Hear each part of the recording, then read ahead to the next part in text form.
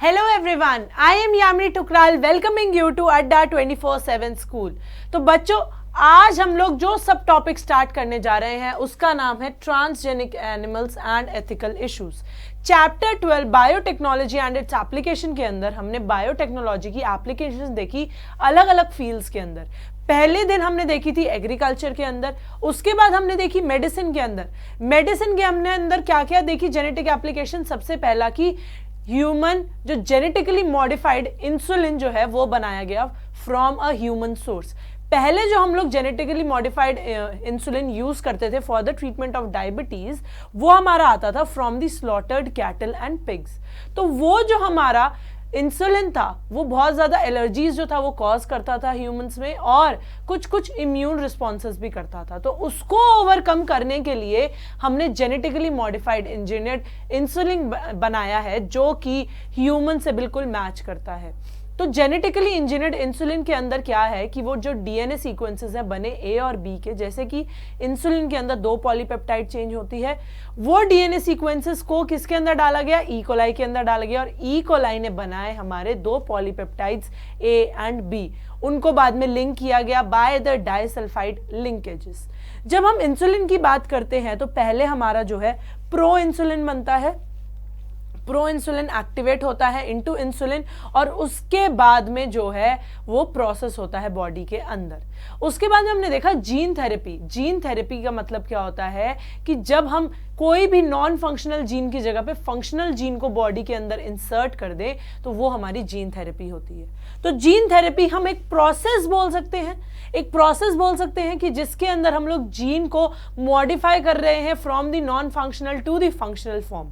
जैसे कि एग्जाम्पल इसका एडीए डेफिशिएंसी जो हमारी होती है, उसके अंदर जो चिल्ड्रन है उनकी बोन मैरो ट्रांसप्लांट हो जाती है, या फिर एडीए जो जीन है, एडीए एंजाइम है, उसका जीन हम लोग इंसर्ट कर देते हैं instead of the non functional, ताकि जो लिम्फोसाइट्स है वो प्रॉपर्ली सिंथेसाइज हो पाए। लास्ट हमने एप्लीकेशन के अंदर देखा कि मॉलिक्यूलर डायग्नोस्टिक्स जैसे कि एलाइजा है, पीसीआर है, वो कैसे हमारी अर्ली डायग्नोसिस में मदद करती हैं। तो ये पूरा जो हमारा सब टॉपिक है, इसको देखने के लिए आप मेरी प्लेलिस्ट के अंदर जाके इससे पिछली वाली वीडियो पे जाके क्लिक कर सकते हैं। पूरा जो टॉपिक है एक बारी अच्छे से एक्सप्लेन्ड वे में देख सकते हैं। तो आज की वीडियो में हम लोग करने जा रहे हैं transgenic animals and ethical issues. अब ट्रांसजेनिक, जब हम ट्रांसजेनिक का मतलब जानते हैं तो क्या होता है कि जिसके अंदर जीन्स मॉडिफाइड होते हैं। तो वैसे ही अगर हम इस नाम का मतलब देखें, ट्रांसजेनिक एनिमल्स मतलब एनिमल्स जिनके अंदर जीन्स जो है मॉडिफाइड है। मॉडिफाइड किस तरीके से है? मॉडिफाइड हमारे तरीके से है जैसे कि हम डिजायर करते हैं। तो इससे बहुत ही एक छोटी सी चीज क्लियर हो जाती है कि ह्यूमन से ज्यादा सेल्फिश कोई नहीं होता, कि वो एनिमल्स को भी अपने अकॉर्डिंगली जो है मॉडिफाई करने लग गए हैं। और क्या क्या एथिकल इश्यूज आते हैं जब हम किसी चीज को मॉडिफाई करके उसे रजिस्टर करवाते हैं, क्या क्या हमारे एथिकल इश्यूज आते हैं। तो आज हम चैप्टर के अंदर यही करने वाले हैं, और इसके बाद में यहाँ हमारा चैप्टर फिनिश होता है, और लास्टली हम लोग करेंगे क्या, एनसीईआरटी क्वेश्चंस। तो चलिए स्टार्ट करते हैं ट्रांसजेनिक एनिमल्स से। जब हम ट्रांसजेनिक एनिमल्स की बात करते हैं तो the animals that have had there DNA manipulated. जब हम एनिमल्स के डीएनए को मैनिपुलेट करते हैं उन्हें हम लोग ट्रांसजेनिक एनिमल्स बोल देते हैं। उसमें क्या होता है, वो एक फॉरेन डीएनए को, फॉरेन जीन को एक्सप्रेस करते हैं, जिसे क्या बोलते हैं, उसे हम टोटल में क्या बोलेंगे, transgenic animals.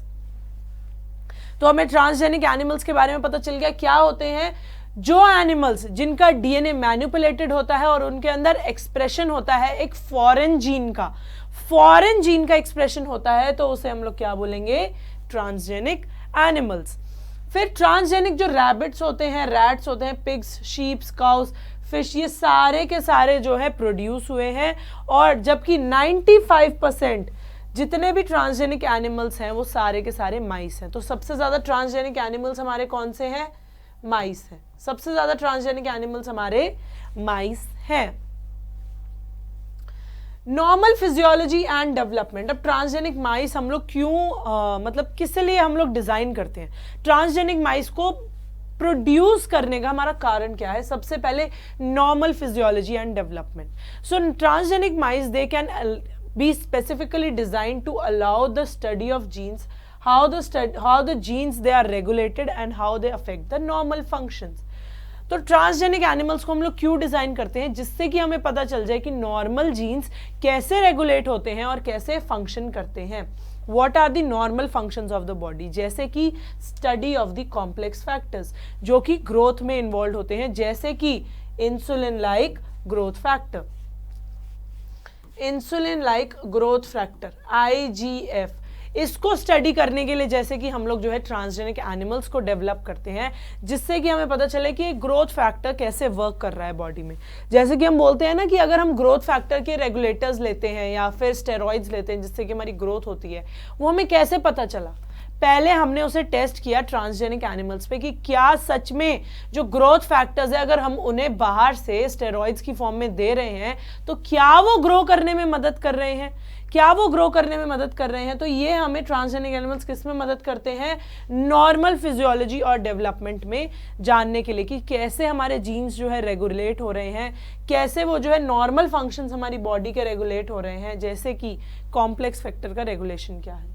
Next, by introducing the genes from other species that alter the formation of this factor and studying the biological effects that result, information is obtained about the biological role of the factor of the body. इसमें हम लोग एक और मदद ले सकते हैं. जब हम नॉर्मल फिजियोलॉजी और डेवलपमेंट देखते हैं तो इसके अंदर हम ये भी देखते हैं कि उस फैक्टर का बायोलॉजिकल एस्पेक्ट से रोल क्या है, हमारी बॉडी के अंदर वो क्या रोल प्ले कर रहा है या उसका बायोलॉजिकल रोल क्या है. ये हम किसके थ्रू देखते हैं, इसी के थ्रू देखते हैं कि ट्रांसजेनिक एनिमल्स के अंदर जब हमने जीन्स को इंट्रोड्यूस किया फ्रॉम दी अदर स्पीशीज तो फैक्टर का फॉर्मेशन कैसे हुआ और उस इफेक्ट का रिजल्ट क्या आया है बॉडी के ऊपर, और उस इंफॉर्मेशन को लेके हम जो है उसका बायोलॉजिकल रोल फॉर्म करते हैं. उसी इंफॉर्मेशन को लेके हम लोग जो है उसका बायोलॉजिकल रोल फॉर्म करते हैं. तो हमें ये पता चल गया फर्स्ट जो नॉर्मल फिजियोलॉजी और डेवलपमेंट है उसको स्टडी करने के लिए हम लोग ट्रांसजेनिक एनिमल्स बनाते हैं, जिसके अंदर हम लोग देखते हैं कि जीन्स कैसे रेगुलेटेड है, नॉर्मल फंक्शनिंग क्या हो रही है बॉडी की, कॉम्प्लेक्स फैक्टर्स क्या क्या इन्वॉल्व है और बायोलॉजिकल रोल क्या है उस फैक्टर्स का. और जब हम बाहर से कोई फैक्टर लेके और एनिमल के अंदर डाल रहे हैं तो वो क्या इफेक्ट दे रहा है, next, study of the disease. Most important यही होता है. ट्रांसजेनिक एनिमल्स में हम लोग डिजीजेस का स्टडी देखते हैं. ट्रांसजेनिक एनिमल्स में हम लोग डिजीजेस की स्टडी देखते हैं. The many transgenic animals they are designed to increase the understanding of how genes contribute to the development of a disease. बहुत सारे ट्रांसजेनिक एनिमल्स इसीलिए डिजाइन होते हैं जिससे कि हम अपनी अंडरस्टैंडिंग को इंक्रीज करें कि कैसे जो जीन्स है वो कंट्रीब्यूट कर रहे हैं to the development of the disease. And these are specially made to serve as models for human diseases. ये सारे के सारे जो है मॉडल्स फॉर ह्यूमन डिजीजेस की तरह सर्व करते हैं so that the investigation of new treatments for diseases is made possible. अब हमने देख लिया कि ट्रांसजेनिक एनिमल्स के अंदर क्या क्या डिजीजेस हो रहे हैं और इसको हम लोग कैसे ट्रीटमेंट देते हैं. तो यही जो है न्यू इन्वेस्टिगेशन करने में मदद करता है कि क्या क्या नई ट्रीटमेंट अवेलेबल हैं उस डिजीज के अगेंस्ट. हम बहुत सारी ट्रीटमेंट्स का टेस्टिंग करते हैं उन्हीं एनिमल्स पे जो कि इस डिजीज से सफर कर रहे होते हैं. फॉर एग्जाम्पल अगर हमने कोई डिजीज लिया, जैसे हमने हीमोफीलिया लिया, हीमोफीलिया अगर हमने टेस्ट किया ट्रांसजेनिक एनिमल के ऊपर कि उसमें होता है पर उसका ट्रीटमेंट क्या है, तो एक नई इन्वेस्टिगेशन आ जाएगी ना कि हाँ हीमोफीलिया का ट्रीटमेंट ये है जिससे कि वो माइस भी ठीक हो रहे हैं तो आगे ह्यूमंस भी ठीक होने की संभावना है. So the transgenic models they exist for human diseases such as cancer, cystic fibrosis, rheumatoid arthritis and Alzheimer's. किस किस के लिए, कौन से डिजीजेस के लिए हमारे ट्रांसजेनिक मॉडल्स हैं? First cancer, second cystic fibrosis, third rheumatoid arthritis and fourth Alzheimer's. तो ये हमें याद रखना है क्योंकि ये एज इट इज उठ के एमसीक्यूज में आ जाते हैं कि ट्रांसजेनिक मॉडल्स इनमें से किसके डिजीज के लिए बनाए गए हैं, किसके लिए नहीं है. तो cancer, cystic fibrosis, rheumatoid arthritis and Alzheimer's. Next, biological products. The transgenic animals that produce useful biological products, they can be created by the production of the DNA or the genes which codes for that particular product. जैसे कि हमारा क्या है, human protein alpha 1 antitrypsin.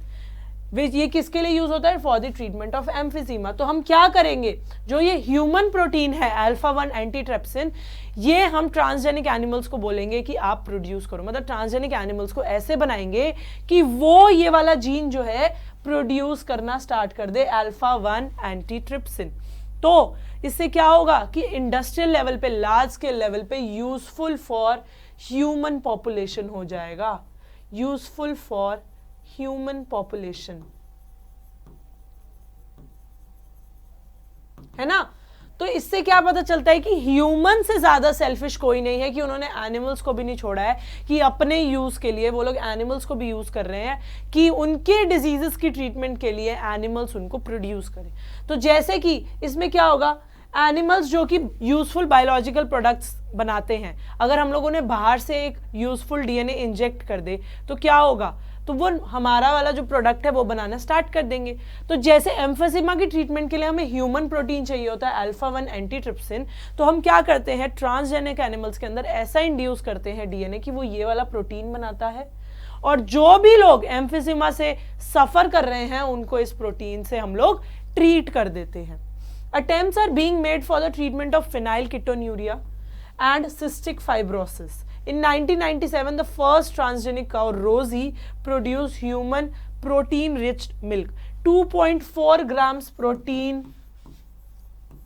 पर litre था उनके milk में, 2.4 grams.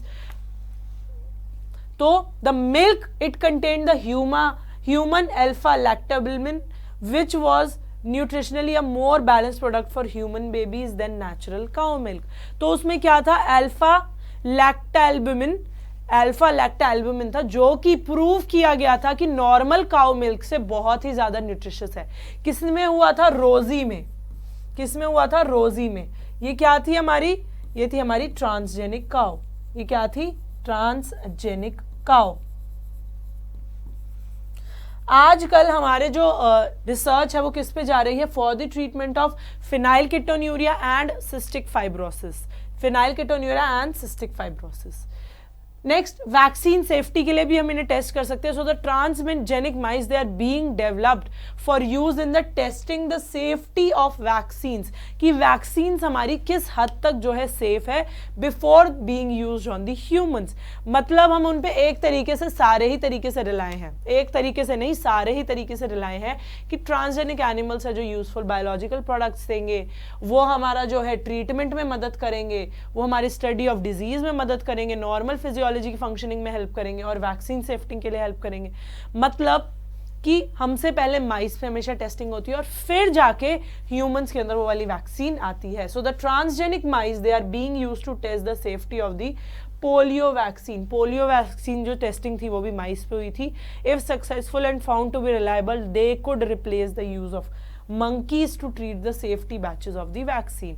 अभी जो है मंकीज पे टेस्टिंग होती है, पर धीरे धीरे माइस के साथ टेस्टिंग होके ह्यूमंस पे डाला जा रहा है, जिससे कि हमें पता चल जाए कि अगर हम मंकीज से माइस पे शिफ्ट करते हैं तो क्या वो रिलायबल है, क्या वो रिलायबल सोर्स है जिस पे हम लोग रिलाय कर सकते हैं कि अगर हम उस पर टेस्टिंग करेंगे तो ह्यूमंस पे बिल्कुल सक्सेसफुल रहेगी। तो उस पे जो है अभी आजकल टेस्टिंग चल रही है। केमिकल सेफ्टी टेस्टिंग, लास्ट ये है इसका यूज, केमिकल सेफ्टी टेस्टिंग, जिस उसको हम और क्या बोलते हैं, toxicity safety testing. Chemical safety testing को हम क्या और बोलते हैं, toxicity safety testing. This procedure is same as the that use for testing toxicity of the drugs. ये वही सेम प्रोसीजर होता है जो कि टॉक्सिसिटी टेस्टिंग में हेल्प करता है। So the transgenic animals, they are made that carry genes which make them more sensitive to the toxic substances than the non-transgenic animals, और उसके बाद में उनको एक्सपोज कर दिया जाता है to the toxic substances और उनके इफेक्ट्स जो है स्टडी करे जाते हैं। सो केमिकल सेफ्टी टेस्टिंग के अंदर क्या होता है कि टॉक्सिसिटी ऑफ द ड्रग्स को हम लोग टेस्ट करते हैं, उनके अंदर हम उस ड्रग्स का टॉक्सिन जो है ऑलरेडी इंसर्ट कर देते हैं और उन्हें फिर उस टॉक्सिन के अंदर छोड़ देते हैं। तब जब वो एक्सपोज हो जाते हैं उस टॉक्सिक सब्सटेंस के, उसके बाद में उनके इफेक्ट्स हम लोग देखते हैं। तो उससे हमें पता चल जाता है कि टॉक्सिसिटी ऑफ ड्रग्स कैसा है, मतलब ड्रग्स क्या टॉक्सिक हैं, कितने लेवल तक टॉक्सिक हैं, ये सब हमें देखने को मिल जाता है। तो किसके ऊपर होता है, ये सब हमारा माइस के ऊपर होता है। नेक्स्ट और लास्ट टॉपिक है इस चैप्टर का, एथिकल इश्यूज। एथिकल इश्यूज क्या होते हैं हमारे, the manipulation of living organisms by the human race can not go any further without regulation. जब हम लिविंग ऑर्गेनिज्म की मैनिपुलेशन कर रहे हैं तो कुछ ना कुछ सेट ऑफ रूल्स होंगे, कुछ ना कुछ सेट ऑफ रूल्स होंगे जो हमें फॉलो करने होंगे। तो रेगुलेशन बहुत जरूरी है जब हम लिविंग ऑर्गेनिजम्स की मैनिपुलेशन कर रहे हैं। जब हम लिविंग ऑर्गेनिजम्स की मैनिपुलेशन कर रहे हैं तो हमें रेगुलेट करना बहुत जरूरी है, नहीं तो पता नहीं लोग क्या क्या कर दें। तो कुछ सेट ऑफ रूल्स जो है वो डिजाइन किए जाते हैं, कुछ सेट ऑफ रूल्स जो है वो डिजाइन किए जाते हैं जिसकी वजह से जो ये मैनिपुलेशन है ये रेगुलेटेड रहे, ये प्रॉपर अपनी लिमिट्स में रहे। Some ethical standards are required to evaluate the morality of all human activities. कुछ जो है हमने एथिकल स्टैंडर्ड सेट किए हैं जो कि इवेल्युएट करते हैं कि कितनी जो ह्यूमन एक्टिविटी है वो मॉरली करेक्ट है, जो कि हेल्प कर सकती है लिविंग ऑर्गेनिजम्स को भी। क्योंकि कई चीजें ऐसी होती है जो मोरालिटी दिखाती है कि नहीं, इस इंसान के अंदर कोई ह्यूमैनिटी मोरालिटी नहीं, कि वो इतना क्रूअल हो रहा है। हमें क्रूअल नहीं होना है, हमने मोरालिटी में रह के जो है टेस्टिंग वगैरह करनी है, एक लिमिट में करनी है जिससे लिविंग ऑर्गेनिजम्स को भी ज्यादा ना हार्म हो और हमें भी ज्यादा हार्म ना हो। तो कुछ ऐसे एथिकल स्टैंडर्ड्स सेट किए गए हैं जिसके बेसिस पे इवैल्यूएशन होती है कि कितना जो ह्यूमन एक्टिविटीज करी जा रही हैं वो मॉरली करेक्ट है, वो मॉरली करेक्ट है। Genetic modification of organisms can have unpredictable results when such organisms are introduced in the ecosystem. जो हम genetic modification करते हैं organisms की, ये बहुत ही ज़्यादा unpredictable results भी दे सकता है। जैसे आज हमने सोचा कि हम एक organism को genetically modify कर रहे हैं, हमने सोचा कि हम जेनेटिकली मॉडिफाई कर रहे हैं, तो बच्चों ये क्या गारंटी है 100%, ये क्या गारंटी है कि जो हम सोच रहे हैं वही डिजायरेबल ट्रेट्स इफेक्ट्स वही प्रोड्यूस करेगा। ऐसा भी तो हो सकता है कि कुछ अनप्रिडिक्टेबल रिजल्ट्स भी आ जाएं। वो अनप्रिडिक्टेबल रिजल्ट्स क्या करेंगे, इकोसिस्टम को खराब करेंगे। वो जो अनप्रिडिक्टेबल रिजल्ट्स आएंगे जिसकी हम भी गारंटी नहीं लेते और कोई भी गारंटी नहीं लेता, वो हमारे इकोसिस्टम को खराब करेंगे। तो उसी वजह से जेनेटिक मॉडिफिकेशन को एक सेट ऑफ रूल्स के अंदर जो है हम लोग डालते हैं, एक एथिकल रूल्स के अंदर हम लोग डालते हैं और उसके बाद में उसे इवैल्यूएट करते हैं। So the Indian government has set up organizations such as the GAC, Genetic Engineering Approval Committee, Genetically Engineering Approval Committee, जो कि डिसीजन रहता है regarding the validity of the GM research and the safety of introducing GMO for public service. जो Indian government ने जो organisation in charge करी है वो है हमारी GAC, genetic engineering approving committee, जो कि डिसीजन लेता है for the validity of the research की जेनेटिक मॉडिफिकेशन की जो रिसर्च है क्या वो वैलिड है और क्या अगर हम उसे इकोसिस्टम के अंदर डालेंगे तो क्या वो जेनेटिकली मॉडिफाइड ऑर्गेनिज्म सेफ हैं पब्लिक यूज के लिए, इकोसिस्टम के लिए सेफ है और ऑर्गेनिजम्स खुद भी जो है सेफ्टी मेजर्स में रह के ये चीजें हो रही हैं या फिर नहीं, इमोरल तो नहीं हो रही, मोरालिटी के साथ हो रही है या फिर नहीं। तो कौन ये डिसाइड करता है, GAC committee, genetic engineering approving committee ये डिसाइड करती है कि क्या सब कुछ हमारा सेफ्टी स्टैंडर्ड्स के अंदर हो रहा है, हमारे रूल्स के अंदर हो रहा है और किसी को भी अननेसेसरी हार्म हो रहा है या फिर नहीं। The modification or the usage of living organism for public services. Public services के अंदर किस services के अंदर यूज होता है, फूड के अंदर होता है, मेडिसिन के अंदर होता है।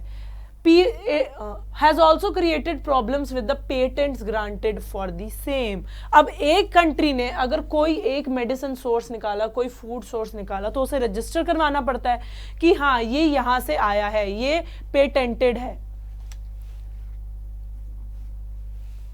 तो मॉडिफिकेशन और usage of the living organism for the public sources, उसमें क्या हुआ है कि ये जो फूड और मेडिसिन सोर्सेज हैं या फिर कोई और चीजें जो कि जेनेटिकली मॉडिफाइड ऑर्गेनिज्म से आ रही हैं उनमें पेटेंट का भी बहुत प्रॉब्लम हो रहा है, क्योंकि काफी चीजें जो है ऑलरेडी प्री रजिस्टर्ड होती है या फिर प्री डिस्कवर्ड होती हैं और वो बाद में दोबारा डिस्कवर होती है। तो पेटेंट क्या होता है, एक तरीके का रजिस्ट्रेशन होता है।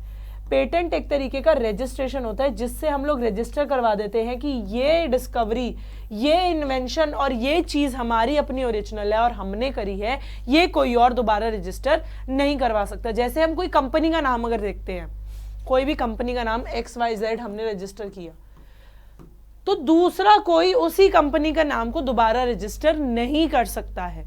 जैसे कि अगर मैकडॉनल्ड्स एक नाम है जो ऑलरेडी रजिस्टर्ड है, तो हम लोग मैकडॉनल्ड्स नाम से कोई भी आउटलेट नहीं खोल सकते। थोड़े बहुत चेंजेस हमें इसमें करने पड़ेंगे, नहीं तो हमारी कंपनी जो है रजिस्टर्ड नहीं होगी उसी नाम पे।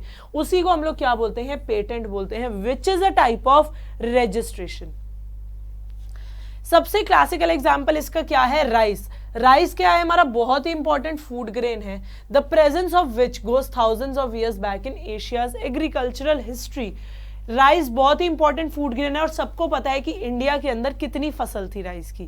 तो there are estimated 2 lakh varieties of rice in India alone. और इंडिया के इवन एग्रीकल्चर एस्पेक्ट से, या फिर अगर हम लोग देखें कि बहुत सारे जो हमारे लेख हैं, कुरान है, उनके अंदर लिखा हुआ है कि राइस जो है इंडिया के अंदर ही ग्रो किए गए थे। The diversity of rice in India is one of the richest in the world. जो डाइवर्सिटी इंडिया के अंदर है राइस की, वो बहुत ही ज्यादा रिच है। So basmati rice is the distinct for its unique aroma and flavour. So basmati rice जो होते हैं वो बहुत ही ज्यादा फेमस है फॉर द अरोमा, उनकी फ्रेग्रेंस और फ्लेवर के लिए। और 27 डॉक्यूमेंट वैरायटीज जो है बासमती राइस की वो इंडिया में ग्रो होती हैं। 27 जो पेटेंटेड वैरायटीज हैं वो बासमती की इंडिया में ग्रो करती हैं। इन 1997 an American company got patent rights on the basmati rice through the US patent and trademark office. So this allowed the company to sell a new variety of basmati in the US and abroad. Just because India के लोग पहले इतने educated नहीं थे, इतने aware नहीं थे, तो उन्होंने कभी भी अपनी बासमती राइस को पेटेंट नहीं करवाया था। उन्होंने अपनी बासमती राइस वाली वैरायटी को कभी भी पेटेंट नहीं करवाया था। तो इसी का फायदा उठाया 1997 में एक अमेरिकन कंपनी ने, जिसने बासमती राइस को अपने नाम पे पेटेंट करा लिया। पर सबको पता है कि बासमती राइस कहां पे ग्रो करते हैं, इंडिया में ग्रो करते हैं। पर अमेरिकन कंपनी ने पेटेंट करवा लिया अपने नाम पे कि बासमती राइस उनके वहां पे ग्रो करते हैं under the US patent and trademark office. और उन्होंने बोला ये new variety of basmati rice है। उस new variety of basmati rice में क्या है, it is derived from the Indian farmers variety only. Indian basmati को जब हम लोगों ने सेमी डॉफ वैरायटी के साथ क्रॉस किया था तो उसे ये लोग न्यू वैरायटी बोल रहे हैं, जस्ट बिकॉज इंडिया ने बासमती राइस का पेटेंट नहीं करवाया था, अमेरिकन कंपनी ने पहले करवा लिया। तो वो पेपर के अकॉर्डिंग, लीगली, एथिक्स के अकॉर्डिंग जो कंपनी है, वो जो बासमती राइस है वो यूएस ही प्रोड्यूस कर रहा है, यूएस की कंपनी ही प्रोड्यूस कर रही है। तो इसलिए अवेयर रहना, एजुकेटेड रहना बहुत जरूरी है कि आपको पता हो कि अगर आप कोई नई कंपनी खोल रहे हो तो पहले उसको रजिस्टर करवाना पड़ता है, पहले पेटेंट करवाना पड़ता है, ताकि दूसरी कंपनी उसके नाम पे रजिस्टर ना हो और ना ही वो आपके नाम पे रजिस्टर करके आपके सामान को बेचे और बोले कि वो प्रोड्यूस कर रही है। तो जो न्यू वैरायटी अमेरिकन कंपनी ने क्लेम की कि हम लोग प्रोड्यूस कर रहे हैं, वो और कुछ नहीं, इंडियन फार्मर्स ने ही निकाली थी कि उन्होंने इंडियन बासमती का जो वैरायटी थी उसे सेमी डॉफ वैरायटी के साथ क्रॉस किया और उसे नोवेल्टी या फिर इन्वेंशन बोल दिया गया अमेरिका में। The patent, it extends to functional equivalence, implying that other people selling basmati rice could be restricted by the patent. अब उस पेटेंट जो उन्होंने रजिस्टर करवा लिया, जो पेटेंट था वो अमेरिकन कंपनी के नाम पे हो गया। तो उससे क्या हुआ कि अगर कोई और वो चीज बेच रहा है तो उस पे लीगल एक्शंस लिए जाते हैं, तो इंडिया की कंपनी से वो चीज छीन ली गई और वो यूएस की कंपनी को दे दी गई, क्योंकि अगर इंडिया की कंपनी भी वही चीज सेल ऑफ करेगी तो यूएस की कंपनी उस पे लीगल एक्शन ले सकती है। So several attempts have also been made to patent uses, products and processes based on Indian traditional herbal medicines, that is turmeric and neem. Turmeric और नीम के ऊपर भी जो है पेटेंट करने की वो कोशिश की गई थी, पर उस टाइम पे इंडिया ने पेटेंट करवा लिया था, तो वो इसलिए कोई और उसको पेटेंट नहीं करवा पाया। Biopiracy, it is the term used to refer to the use of bioresources by multinational companies and other organizations without proper authorization from the countries or the people concerned without the compensatory payment. अगर कोई company दूसरी company की चीजों को use करना चाहती है, उसे वो कंपनी का जो है एक वो चाहिए होता है, ऑथराइजेशन चाहिए होता है, और कुछ कंपनसेटरी पेमेंट उसे देनी पड़ती है उस कंपनी को कि मैं आपका प्रोडक्ट यूज करूंगा. बायोपायरेसी वो टर्म होती है जिसके अंदर जो रिसोर्सेज हैं, जो बायो रिसोर्सेज हैं, वो मल्टीनेशनल कंपनीज यूज कर लेती हैं दूसरी ऑर्गेनाइजेशन के बिना किसी ऑथराइजेशन के और बिना किसी कंपनसेटरी पेमेंट के. तो बायोपायरेसी एक तरीके के इल्लीगल एक्शन होता है. बायोपायरेसी एक तरीके का इल्लीगल एक्शन होता है जिसके अंदर जो मल्टीनेशनल कंपनीज हैं वो दूसरी कंपनीज की, दूसरी ऑर्गेनाइजेशंस की चीजों को यूज करके बिना किसी ऑथराइजेशन और कंपनसेटरी पेमेंट के उसे मार्केट में उतार देती है. Traditional knowledge related to bioresources can be exploited to develop modern applications and can be used to save time, effort and expenditure during their commercialization. तो ट्रेडिशनल नॉलेज जो भी हमें बायो रिसोर्सेज के बारे में है वो हमें मॉडर्न एप्लीकेशंस में हम लोग अप्लाई कर सकते हैं, जिसकी वजह से हमारा टाइम सेव होगा, एफर्ट सेव होगा और एक्सपेंडिचर सेव होगा. So there has been growing realization of the injustice, inadequate compensation and benefit sharing between the developed and developing countries. अब जो भी डेवलप्ड कंट्री है वो डेवलपिंग कंट्रीज के कई बारी ऐसे ही चीज़ों को, ऐसे ही बायो रिसोर्सेज को यूज़ कर लेती है. तो कुछ टाइम से जो है ये रियलाइजेशन बढ़ती जा रही है कि बिना किसी कंपनसेशन के, बिना किसी बेनिफिट शेयरिंग के कैसे डेवलपिंग कंट्रीज की ऑर्गेनाइजेशन से डेवलप्ड कंट्रीज जो है सामान लेके और बेच देते हैं. So some nations are developing laws to prevent such unauthorized exploitation of their bioresources and traditional knowledge. तो बहुत सारी nations जो है इनके अगेंस्ट जो है laws को डेवलप कर रही है कि जो ये unauthorized exploitation हो रही है बायो रिसोर्सेज की, बिना किसी कंपनसेटरी पेमेंट के, बिना किसी कंपनसेशन के और ट्रेडिशनल नॉलेज को उनकी यूज करा जा रहा है, उनके बायो रिसोर्सेज को एक्सप्लॉइट किया जा रहा है, वो इसके अगेंस्ट जो है लॉज बना रही है टू कीप अ चेक कि उनके वहां से कोई भी चीज बिना किसी ऑथराइजेशन के यूज ना हो, चाहे उनकी ट्रेडिशनल नॉलेज हो, चाहे वो कोई और चीज हो, चाहे उनके बायो रिसोर्सेज हो, वो बिना उनके ऑथराइजेशन के यूज नहीं होने चाहिए. So the Indian Parliament has recently cleared the second amendment of the Indian Patents Bill that takes such issues into consideration, including patent terms, emergency provisions and research and development initiative. तो Indian Parliament ने क्या किया है, second amendment को जो है clear किया है Indian Patent Bill के. उसमें क्या लिखा हुआ है कि पेटेंट टर्म्स, इमरजेंसी प्रोविजन और रिसर्च एंड डेवलपमेंट इनिशिएटिव को कंसिडर किया गया है कि हम इन चीज़ों को अब थोड़ा सीरियसली ले कि बिना पेटेंटेड वाली जो चीज़ें हैं, जो कंपनी ने पेटेंट करवाया हुआ है, उनके बायो रिसोर्सेज को एक्सप्लॉइट दूसरी कंपनीज, डेवलप्ड कंट्रीज की यूज ना करें. तो एक बार हम देख लेते हैं कि आज के सब टॉपिक में हमने क्या पढ़ा है. सो आज के सब टॉपिक हमने स्टार्ट किया ट्रांसजेनिक एनिमल्स में. एनिमल्स जिनके जो जीन्स है वो मैनिपुलेटेड होते हैं, जिनके जीन्स मैनिपुलेटेड होते हैं उनको हम ट्रांसजेनिक एनिमल्स बोलते हैं. क्यों यूज होते हैं? To study the normal physiology, normal functioning of the body और कैसे डेवलपमेंट हो रही है. डिजीजेस की स्टडी के लिए कि कैसे डिजीजेस जो हैं जैसे कैंसर हो गया, cystic fibrosis, rheumatoid arthritis, Alzheimer's के क्या इफेक्ट होते हैं और क्या ट्रीटमेंट हम इसके अगेंस्ट में डेवलप कर सकते हैं. बायोलॉजिकल प्रोडक्ट्स जैसे कि एम्फोसीमा के ट्रीटमेंट के लिए जो प्रोडक्ट यूजफुल होता है, ह्यूमन प्रोटीन, उसको ये लोग इंडस्ट्रियल स्केल पे कैसे ग्रो कर सकते हैं with the help of transgenic animals. Vaccine safety की, वैक्सीन कितनी सेफ है उनको पहले एनिमल्स पे टेस्ट किया जाता है. And last chemical safety testing, जिसके अंदर टॉक्सिसिटी ऑफ ड्रग्स को हम लोग टेस्ट करते हैं कि कौन सा ड्रग कितना टॉक्सिक है, किस लेवल तक हम उसे एडमिनिस्टर कर सकते हैं for the treatment and so on.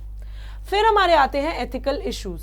Ethical issues क्या होते हैं कि जब हम लोग लिविंग ऑर्गेनिजम्स को मैनिपुलेट करते हैं तो वो एक लिमिट में होना चाहिए, वो एक रेगुलेटेड तरीके से होना चाहिए. तो उसके लिए कुछ रूल्स सेट किए गए हैं, कुछ रेगुलेशन सेट किए गए हैं. सो जेनेटिक मॉडिफिकेशन जो है कई बार अनप्रेडिक्टेबल रिजल्ट हमें पॉपुलेशन के अंदर दे देती है उसी के लिए एक ऑर्गेनाइजेशन सेटअप की गई है GAC, genetic engineering approval committee, जो कि ये रिसर्च और सेफ्टी को मद्देनजर रखते हुए ही जेनेटिक मॉडिफिकेशन को अलाउ करती है। सो द मॉडिफिकेशन और the usage of living organism services जैसे फूड, मेडिसिन, वो भी बहुत ज़्यादा प्रॉब्लम कर रहे थे। तो पेटेंट की एक जो है चीज़ आई सामने, जिसके अंदर कंपनी को रजिस्टर करवाना होता है और एक नाम पे एक ही कंपनी रजिस्टर्ड होती है। सो राइस जैसे कि बहुत ही ज़्यादा इंपॉर्टेंट फूड ग्रेन है इंडिया का, बासमती राइस का तो अरोमा और फ्लेवर ही अलग होता है। उसकी 27 वैरायटीज इंडिया में ग्रो करती हैं और मोर देन 2 लाख वैरायटीज जो है राइस की है इंडिया के अंदर।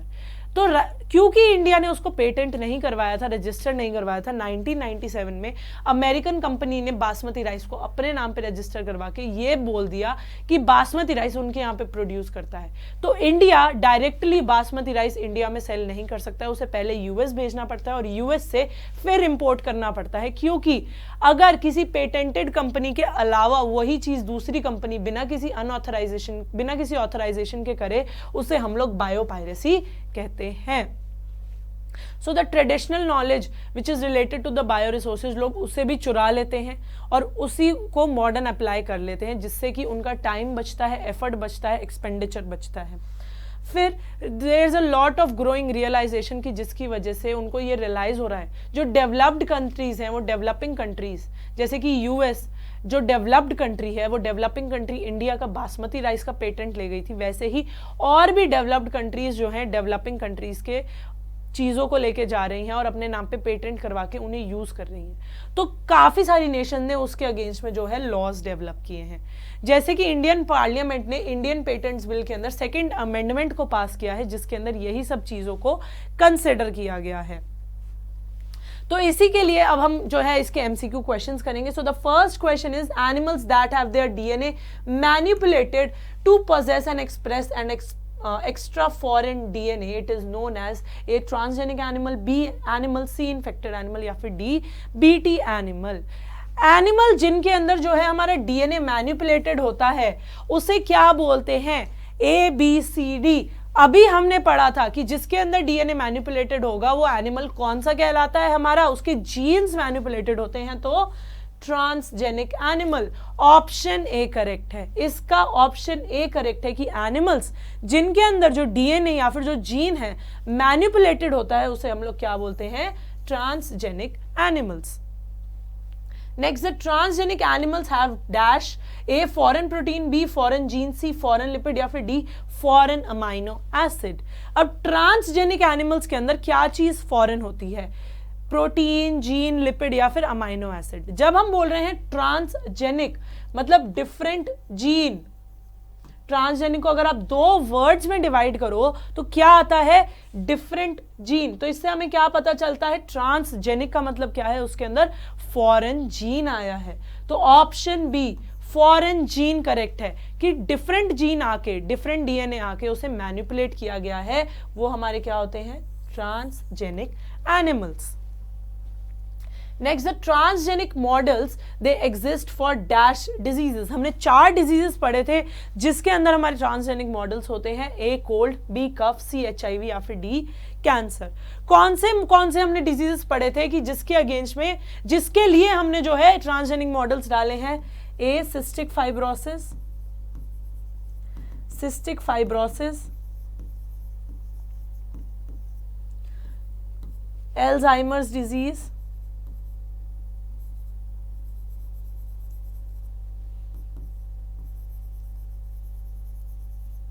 And cancer and rheumatoid arthritis. ये सारे डिजीज हैं जिनके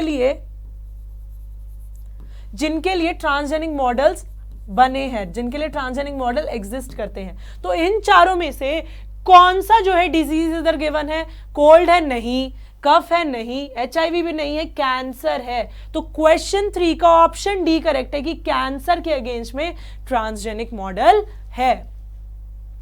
next question is 95% transgenic animals are dash. A sheep, B rabbit, C pigs या फिर डी माइस। सबसे ज्यादा जो मतलब मेजॉरिटी ट्रांसजेनिक एनिमल्स की कौन सी है? A sheep, B rabbits, C pigs या फिर D mice. 95% of the transgenic animals are, क्या होते हैं transgenic animals? Mostly transgenic animals हमारे कौन से हैं जिनके अंदर हमने जीन्स को मैनिपुलेट किया है? ऑप्शन डी माइस। ऑप्शन डी माइस करेक्ट है। हमने यही पढ़ा था ना कि माइस जो होते हैं they are 95%, they are the transgenic animals. By studying the effects of gene, one can tell dash role of a gene in the body. A chemical, B biological, C psychological या फिर D physiological। जब हम gene का एक effect पढ़ रहे हैं तो जीन बॉडी के अंदर क्या कर रहा है, ये कौन सा रोल होगा? A chemical, B biological, C psychological या फिर D फिजियोलॉजिकल। जब हमने ट्रांसजेनिक एनिमल्स के बारे में पढ़ा था कि ट्रांसजेनिक एनिमल्स हम लोग क्यों डेवलप करते हैं, to study the dash functioning of the body, कि बॉडी के अंदर सब कुछ नॉर्मल रेगुलेटेड है, कैसे फंक्शन कर रहा है, किस किस चीज से इन्फ्लुएंस हो रहा है। तो हमने क्या पढ़ा था कि फिजियोलॉजिकली कैसे फंक्शन कर रहा है, तो ऑप्शन डी करेक्ट है। So by studying the effects of the gene one can tell that physiological role of a gene in the body, कि फिजियोलॉजिकली वो क्या रोल परफॉर्म कर रहा है, क्या वो डाइजेशन कर रहा है, क्या वो रेस्पिरेशन कर रहा है। तो डिफरेंट फिजियोलॉजिकल प्रोसेसेस में से कौन सा फिजियोलॉजिकल प्रोसेस के अंदर वो जीन इन्वॉल्व है, तो वो यही बताएगा कि physiological role of a gene. Next GAC, it stands for A genetic ethical approval committee, B genetic engineering active commission, C genetic ethical active commission या फिर D genetic engineering approval committee. ABCD। GAC किसके क्या full form है? GAAC का GEAC, ये tongue twister की तरह आ गया। GEAC का फुल फॉर्म है जेनेटिक इंजीनियरिंग अप्रूवल कमेटी। ये क्या करता है? ये देखता है कि जो GMOs हैं, जो जेनेटिकली मॉडिफाइड ऑर्गेनिजम्स हैं, क्या वो सेफ है फॉर द पब्लिक यूज, क्या उनको इफेक्ट पड़ा है ये जब हमने मॉडिफिकेशन की है, क्या लिविंग ऑर्गेनिजम्स को हार्म हुआ है या फिर नहीं हुआ है, क्या ये एथिकली करेक्ट है कि अगर हम उन्हें नीचे मार्केट में सेल आउट करें या फिर पब्लिक यूज के लिए रखें। तो यही वो कमेटी है जेनेटिक इंजीनियरिंग अप्रूवल कमेटी, जो कि ये बताती है कि क्या वो ऑर्गेनिजम्स जो कि हमने जेनेटिकली मॉडिफाई करे हैं, क्या वो सही है पब्लिक यूज के लिए या फिर नहीं। Next, dash is the right granted by the government to a inventor to prevent others from the commercial use of its invention. A piracy, B ethics, C biosafety या फिर D patents। क्या होता है वो राइट जो कि government ने inventor को दिया है कि जिससे वो ठप्पा लगा दे, जिससे वो रजिस्टर कर दे कि ये कंपनी सिर्फ मेरी है, मैं ये चीज इसके अंदर प्रोड्यूस करता हूं और कोई ये चीज नहीं कर सकता। क्या है इन चारों में से? क्या वो पायरेसी है, क्या वो एथिक्स है, क्या वो बायोसेफ्टी है और क्या वो पेटेंट है? क्या होगा इसका आंसर? ABCD। क्या रहेगा इसका आंसर? ABCD। पेटेंट्स होते हैं वो जो कि राइट्स प्रोवाइड करती है गवर्नमेंट कि कंपनी जो है अपने नाम पे पेटेंट करवा ले कि ये चीज मैं बना रहा हूं और ये मेरी कंपनी का नाम है, कोई और ना ही वो काम करेगा और ना ही उस कंपनी के नाम पे वो वाला काम नहीं करेगा जो वो कंपनी कर रही है। तो option D patents is the correct answer. Option D patents is the correct answer. Next, the patents granted for biological entities and the products derived from them are called A ethics, B patent, C biopatents या फिर D biosafety। जो patents biological entities के लिए use होते हैं, बहुत easy question है, जो पेटेंट्स बायोलॉजिकल एंटिटीज के लिए ग्रांट किए जाते हैं उनको हम क्या बोलेंगे? सिंपली पेटेंट के आगे लगाना है बायो, तो ऑप्शन सी करेक्ट है, बायो पेटेंट्स होगा इसका आंसर। इसका आंसर क्या होगा? बायो पेटेंट्स होगा, क्योंकि वो बायोलॉजिकल एंटिटीज के लिए, प्रोडक्ट्स के लिए जो है ग्रांट की गए हैं, तो इसलिए पेटेंट तो रहेगा और उसके आगे में बायो ऐड हो जाएगा। Next, dash includes the rules of conduct that may be used to regulate our activities concerning the biological work। क्या वो रूल्स होते हैं? वो चीज क्या है जिसके अंदर वो रूल्स आते हैं जो कि कंडक्ट होते हैं, जिसकी वजह से जो एक्टिविटीज हैं जेनेटिक मॉडिफिकेशन की, जेनेटिक इंजीनियरिंग की जो एक्टिविटीज हैं बायोलॉजिकल वर्ल्ड से रिलेटेड, वो रेगुलेटेड रहती हैं। क्या वो चीज है? क्या वो बायोपायरेसी है, क्या वो बायोसेफ्टी है, क्या वो बायो एथिक्स है या फिर वो बायो पेटेंट्स है? जब हम बात करते हैं वो रूल्स ऑफ कंडक्ट की, तो वो क्या होते हैं? हमारे एथिक्स होते हैं, है ना, वो एथिक्स होते हैं। तभी हमने क्या बोला है कि एथिकल सेफ्टी। जो एथिक्स होते हैं वही जो होते हैं रूल्स होते हैं। तो जब हम वो रूल्स बायोलॉजिकल वर्ल्ड के साथ लिंक कर रहे हैं तो वो एथिक्स किस में कन्वर्ट हो जाएंगे? सिंपली एथिक्स के आगे जब हम लोग बायो लगा देंगे तो वो बन जाएंगे हमारे bioethics. Option C correct है, ऑप्शन सी करेक्ट है, 9th का ऑप्शन सी करेक्ट है।